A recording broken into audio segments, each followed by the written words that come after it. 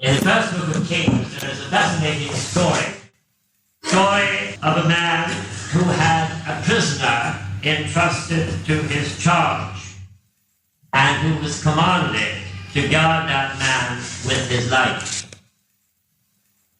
For a while, the man did just that. He stood over the prisoner, did that, and nothing else. But as the tide of battle turned in his direction, he thought that he could do more by lending a hand with his sword. And so he leapt into the fray, led about him with a will, and came back to find the prisoner had taken to his heels. When the king demanded an explanation, all that the man could mutter was this: as thy servant was busy here and there, he was gone. As thy servant was busy here and there, he was gone. Now that is a phrase which explains quite accurately, I think, the tempo of modern living. Busy here and there. Ours is, after all, a generation operating, as it were, on a tight schedule, keeping an anxious eye on the clock, engaged in an unending duel with time. This is life as millions know it. The pace is swifter, the pressure harder, and the amount of work to be done heavier than they have any right to be. Many years ago now, there used to be a fascinating program on television called That Was the Week That Was. Well, quite honestly, looking at the week that was, I can tell you, I don't think I have ever been as busy here and there. The pressure was great. And when I returned home after a long journey, on Friday evening, I sat down exhausted and opened a book, and blow me, while there was a headline which seemed to be printed for my benefit and my benefit only. It said, "The sin of overwork." I thought, I have done some sinning this week. The sin of overwork. Think about it.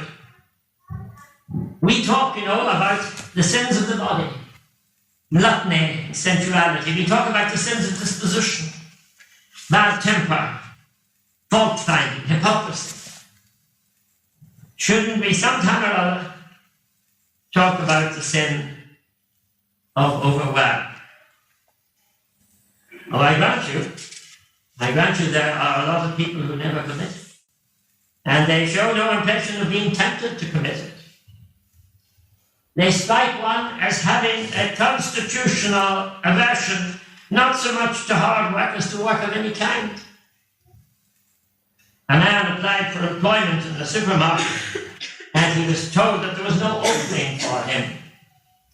"You might find me a job of some kind," he replied. "After all the work I do will make no difference." Now, manifestly, I am not thinking except by the direction of such people, but rather of those decent, hard-working men and women who allow hard work to become overwork. They allow hard work, which is commendable, to become overwork, crowding the things out which might matter more. Overwork can become a sin. But work itself is not and never was a sin. Oh, it has been spoken of as a punishment and as a curse, yet it is far from being that. To his hard-working mother, Carlyle wrote about a certain Lady Sandwich. She has plenty of money, fair health, but alas, she has nothing to do. Not a very easy life after all. And I read recently, in the words of a psychiatrist, work is one of our unchanging needs. Men tell themselves that when they retire, they will have done with work, but unless they work at something, they will go downhill incredibly fast. Work, he declared, is the salt of life, preserving it from decay and corruption, giving it zest and relish. Work is not a sin, but overwork is. Overwork that crowds out of one's life the things that really matter, that can so often lead to the sin, if you like, of indifference and apathy and carelessness. Apathy and indifference about things that really matter. Convictions, spiritual convictions. I constantly plead with our congregation for the need of conviction. But to have a meaningful and thoughtful conviction demands and requires time, which is often denied by overwork at other things.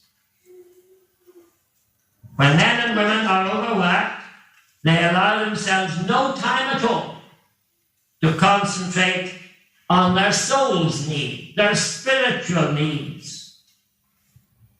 I think this is what Jesus meant when he declared, "What does it profit you if you gain the whole world and lose your soul?" And so this morning, I want to make a plea for three things. The first of them is leisure. You owe it to yourself, your inner and deepest self. And leisure, let's face it, can take many forms, even work. I find it relaxing to work in a garden. The harder the work, the better. Relaxation is necessary because relaxation alone can bring into your life that which is important. I've often thought of the wonderful words by W.H. Davies. Never, I think, was there a poem with more challenge in it for our hurrying, feverish age than those words which he put in this form. What, he said, what is this life? If, full of care, we have no time to stand and stare, no time to stand beneath the boughs and stare as long as sheep or cows. No time to see in broad daylight streams full of stars like skies at night.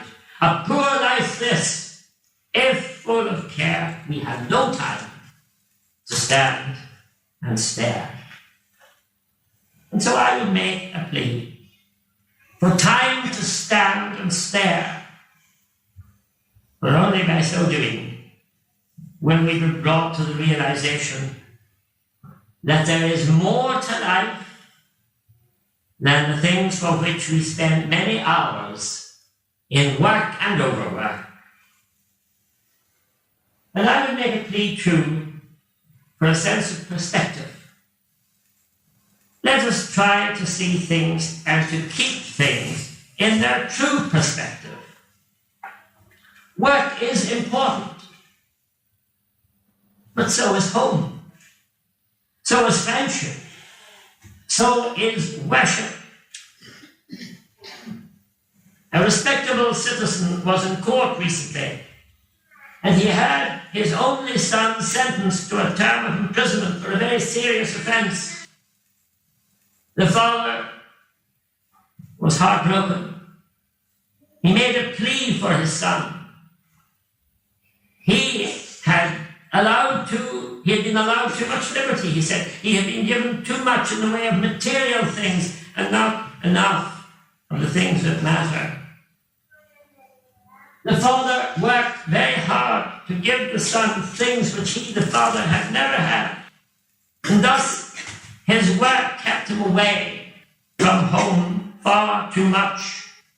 He made the plea, and the judge said in return, I am afraid, sir, you have been too busy to do your duty. I am afraid you have been too busy to do your duty.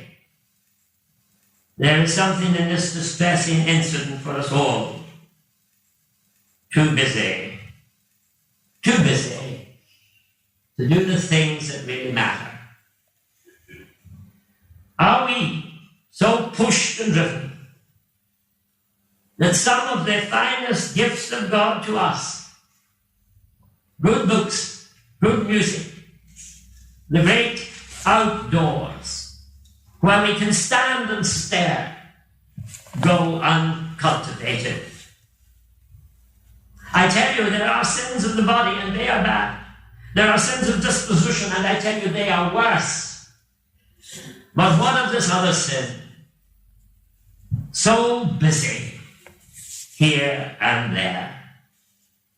So occupied and preoccupied by this, that, and the other, that the things that really matter get crowded out and lost sight of.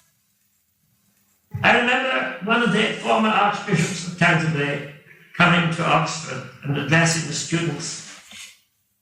He said that the world, as he understood it, was like a shop window in which some mischievous person had got in overnight and changed the price labels round so that the expensive things were priced low and the cheap things had on them expensive labels.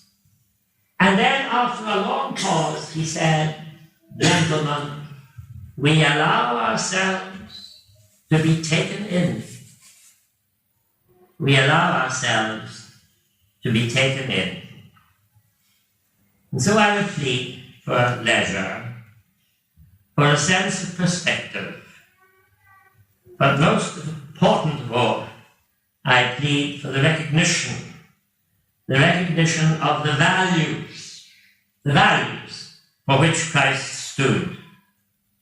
And where else but in church can we be reminded of those values and motivated to live by them? It is dangerously easy out in the world, to get by on your conscience, to get by on a few of the ethical principles that you may have learned in Sunday school. And remember, but let a person come into a church. I don't care what church it is. Let them go into a church and let them honestly worship. Let their worst self be confronted by their better self, and their better self be confronted by one who is better still, one who demands of us and calls us to be his disciple. Let a person, in other words, really worship, and the values will become clear, and the duty will become obvious. I was deeply impressed some months ago when I read words from a hard-headed journalist, a man you would never have thought had an ounce of religion in his body, because he was constantly worrying about the things of the world and the effects of the affairs of the world. But he tells us in a book that he's just written that he goes to work each morning as a journalist to his office. He won't go by tube, he won't go by bus, he walks. He takes a little time in the morning to walk.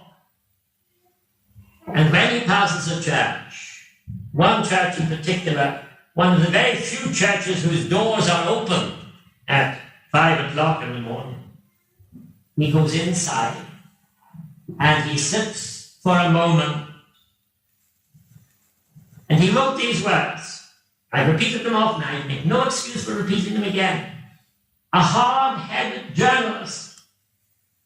It is good, he said, it is good to go to church at the beginning of each day, to step out of a world full of hurry and perplexity and material problems into the quiet, timeless tranquility of a house built for prayer and worship, where the values have nothing whatsoever to do with the values of the world outside. And where will you get them? If not in church. And so I make a plea for perspective. Recognizing, of course, that when a minister talks about the overcrowded life and the pressure and pace being greater than they should be, and the need for doing less and cutting things out and ensuring leisure, someone is certain afterwards to remark half in jest, yet half in earnest, that he would be perhaps better to talk about something else.